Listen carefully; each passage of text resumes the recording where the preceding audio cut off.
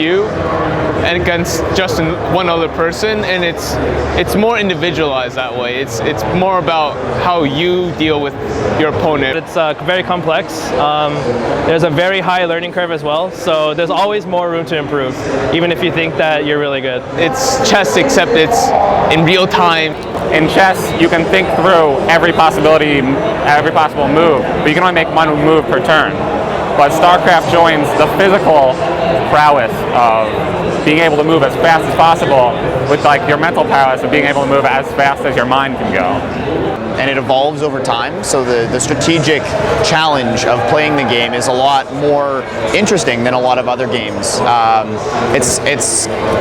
It requires not just the speed that everyone sees on camera and comes to expect, but also a lot of understanding of the interplay between the units and the mechanics of the game, and you can play for years and still have something to learn. I've tried my hand at some of the online stuff like this, player versus player.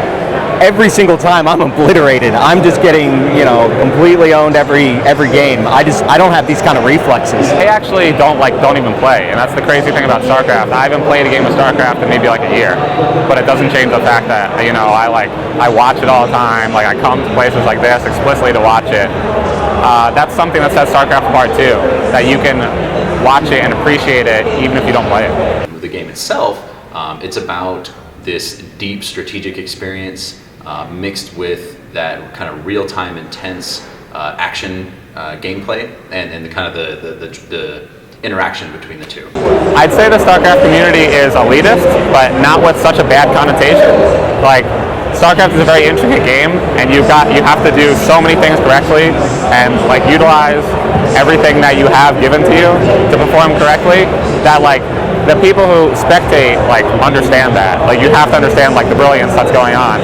Where in other communities, I feel like if you play WoW, and I was a big WoW player and stuff like that, you feel maybe I could do what they're doing. But when you watch StarCraft as a community, you're almost reverent of what they're doing. Relative to a lot of gaming communities, I think StarCraft is unique in the sense that people don't really leave the community. With a lot of other games, people will play the game, and when they become disinterested, they'll cease to follow the scene that they've left behind. With StarCraft, I feel like if, for example, someone that I know stops playing, they're still interested. They're still watching professionals play. They're still curious as to what is evolving in the game.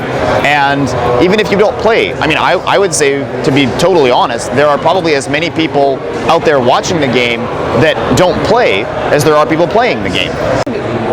The community, Day 9 has a quote on the back of his card actually here at BlizzCon, and it said, what makes the StarCraft community a community is the community, and what that means is that the StarCraft community is kind of, they're very self-driven. They're helpful for whatever I've seen, always out to, after they completely wreck you, give you new players some tips. If you meet someone that has the same passion as you can talk for hours because that's just what you like.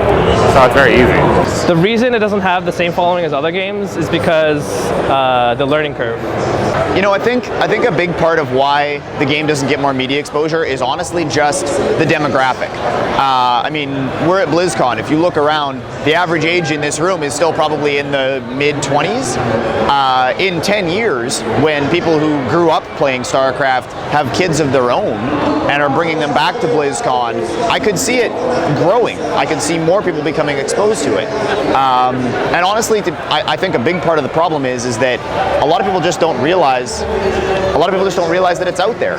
If you're not exposed to the game by a friend, if no one ever shows you professional StarCraft, how would you stumble across it?